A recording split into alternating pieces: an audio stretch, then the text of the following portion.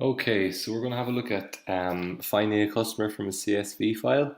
A little bit different from the other video that we've done, just to kind of show different ways that you can implement, and obviously you can decide on the way that you want to implement your one, and then apply it where you feel most appropriate. So looking at the rows and columns setup, and again, please make sure you do this before you start any GUI.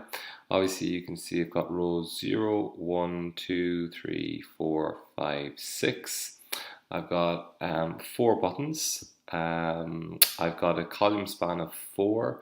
And these are blank labels. I've just put these in. These are blank labels that we're going to populate with information when we find a record, and we'll speak about that in a little while. So the first thing we're going to do is we're going to obviously have a look at the code of how to set up the GUI. And then from there, we'll go through the find code as well, just to help you to be able to do that. Okay, so just have a look at the code there. When I run the code, this is what the GUI should look like. Okay, I'm going to bring up that code for the setup.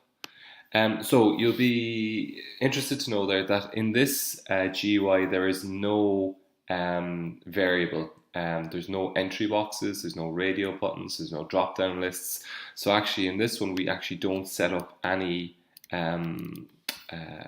variables to hold details.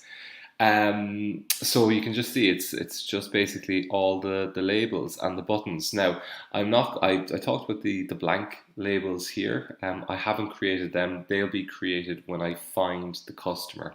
Okay, so obviously row 0, obviously I got my header here. Yeah, it's an Arial, font 24.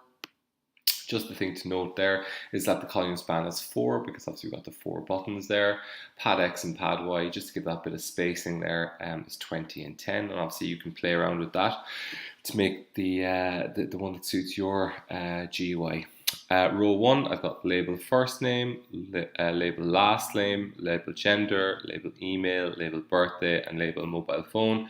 And very clear there, they're just labels. And then I've got my 4 buttons, which is find, back, help, and enter order. Enter order will take you onto another screen where you can enter the customer's order, but we haven't got to that point just yet. So the button that I'm going to concentrate on most, because we understand how to work back and help at this point, will be the find button. So what's going to happen when I click find? So let's just run through it first. When I click on find, a little dialog box will open up, and that should say enter your ID. So I'm just going to enter an ID of 1 and go OK, and then all the details for that record comes up. So I'm just going to show you how we got that record there. So this is my customers.txt file. I've put 2 records inside it. Obviously one is 1 James Loan, etc, etc, etc. And then the second record is 6, and it's got Anthony O'Brien, etc, etc, etc. These are the most important numbers, these first ones, because these are my customer IDs. Okay, these are my customer IDs, and they are what I'll be looking for when I am searching through the CSV file. Really important to note, the record here is made up, and you can obviously see with a CSV file, it's that the data is interrupted or separated by commas there.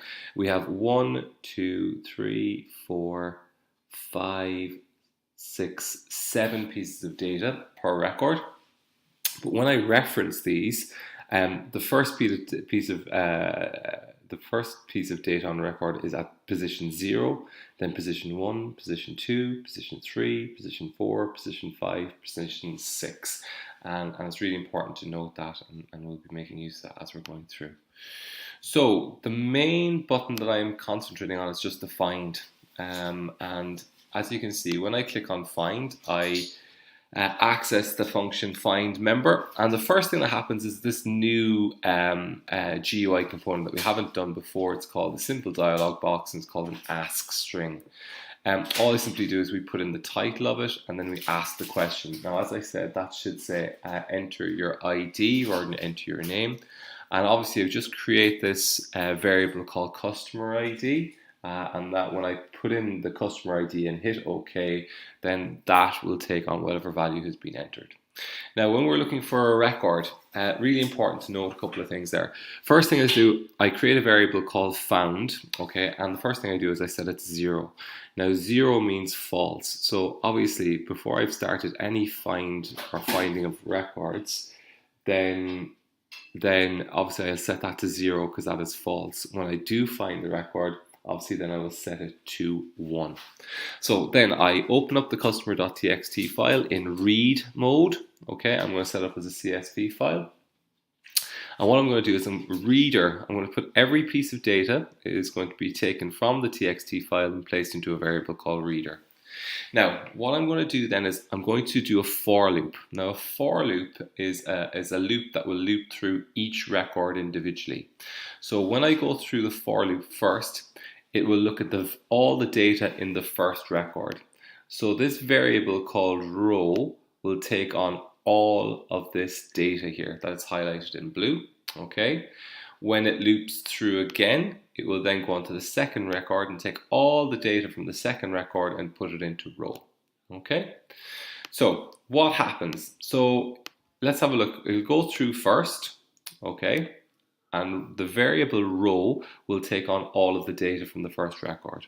Now, what happens in our search? Well, we take what's been entered, i.e. the customer's ID from the user, and we compare it to whatever's in row 0. Now, row 0 represents the first piece of data in the record, and I've got to highlight it there as 1.